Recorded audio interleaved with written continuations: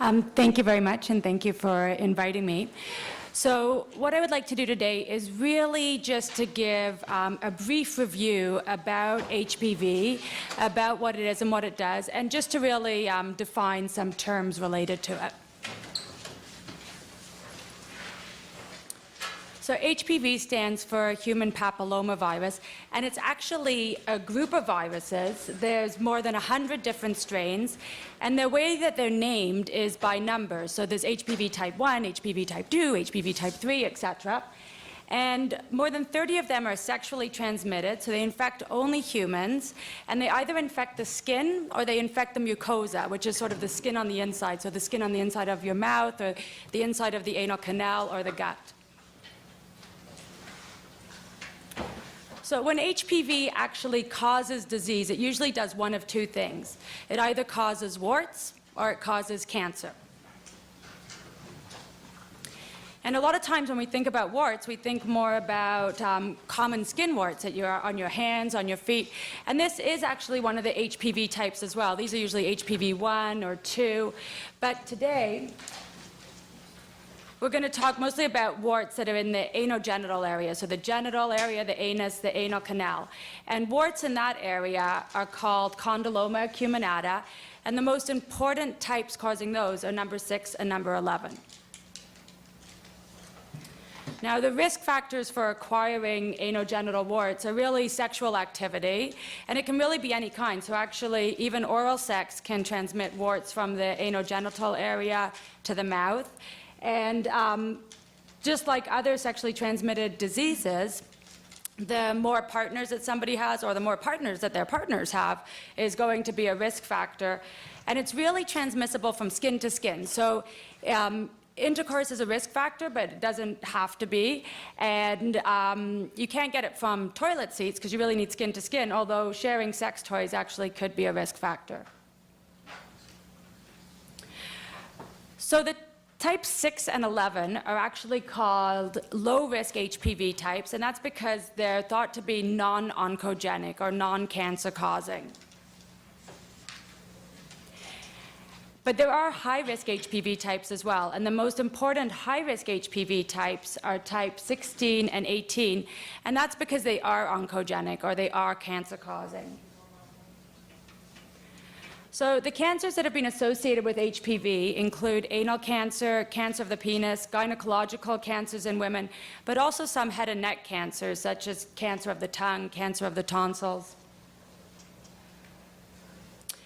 And before HPV actually causes cancer, it causes a precancer area or a precancer lesion, and that's called dysplasia or intraepithelial neoplasia. And that really refers to abnormal cells, which might start off as just having a little bit of abnormality or mild dysplasia. And over time, that abnormality might get worse, so it might turn into moderate or severe dysplasia, and then eventually progress to cancer. And that's also called low-grade changes, and then that progresses, when it progresses to more moderate or severe dysplasia, high-grade changes. And how the dysplasia is named actually really depends where it is. So for example, in women, cervical dysplasia is called CIN, which is cervical intraepithelial neoplasia. And in the anal canal, it's called AIN, or anal intraepithelial neoplasia. So you actually get progression from mild or low-grade dysplasia, which would be AIN1, to more moderate, which would be AIN2, and then to more severe or high-grade, which would be called AIN3. And dysplasia itself doesn't necessarily have any symptoms. So if you think about warts, for example, they can have burning, itchiness. People may know that they're there. If you think about cancer, there may be pain, there may be bleeding. People might know it's there. But dysplasia itself, the pre-cancer areas, usually don't have any symptoms that make people aware that it's there. So just going through this, if somebody starts off with a normal anal canal, and they become infected with HPV, with one of the types that is cancer-causing, such as type 16 or 18. Then they can go on to develop AIN1, which is the mild dysplasia or the low-grade dysplasia. but they can actually clear it themselves. They can clear the HPV maybe over months or years, and they can actually clear that mild dysplasia. But if there's persistence, if the HPV sticks around and those mild dysplasia changes stick around, then they can go on to more moderate dysplasia, AIN2. And if the immune system doesn't kick in at that point and sort of allow it to regress back, it can go on to more severe dysplasia, or AIN3, which would then be a risk factor for progression to cancer. So in HIV-positive individuals, for example, where the immune system may not be as active, there's more persistence of the HPV, so it's less likely to be cleared, and therefore there's a higher risk of going on to severe AIN3 and ultimately to cancer. Now, HPV is a very common sexually transmitted disease. So in fact, if you look at the sexually active population, both men and women, 75% of people have had it. Now, most of those people have cleared it by themselves. So if you look at the population at any one time, about 15% of people will have HPV. And that's all the different things that HPV does and all the different types. So that might be having warts or having these pre-cancer dysplasia areas or just having HPV sitting there. Now, if you look at gay men, at men who have sex with men, that number's higher at 60%. And then if you look at HIV-positive men who have sex with men who have persistence of the virus, whose immune systems may not be able to clear it, especially those with a lower CD4 count, then that number in some studies has even approached 100%.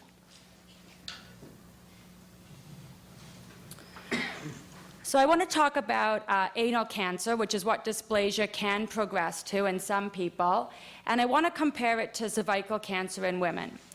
So in women, cervical cancer rates used to be 40 cases of cervical cancer, so 40 women getting cervical cancer out of 100,000. And then women's Pap tests were introduced, and that dropped that significantly by about 80%.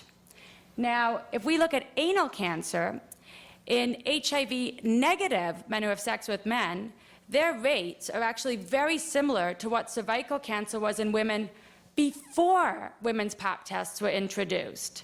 And if you look at the rate of anal cancer in HIV-positive men who have sex with men, it's double what it is in HIV-negative men who have sex with men. So it's quite a high rate of anal cancer. If we look at the rate of anal cancer in British Columbia over a 10-year period, and this is in men, not just men who have sex with men, this is in all men aged 30 to 60, there has actually been a significant increase in the past 10 years. It's slight, but it is significant. So that really brings up the question, well, if Pap tests were used for women to screen for cervical cancer, could screening in men or in people at risk for anal cancer reduce the rate of anal cancer? The progression from sort of this mild to moderate to severe dysplasia and finally to cancer in most people probably takes years. So would it be possible to have some sort of anal Pap test that could screen for dysplasia so that maybe it could be treated so that it doesn't progress to cancer? So there is an anal Pap procedure. This is a picture of a Dacron swab, which just looks like a long Q-tip, and it's inserted about 1 inch or 2 inches into the anal canal. It's rotated along the walls of the mucosa to pick up cells, and then it's put in that solution at the bottom there, which preserves it, and it's sent to the BC Cancer Agency. And actually, the same people who look at the women's Pap tests and read these ones as well. And this is how they'll report them.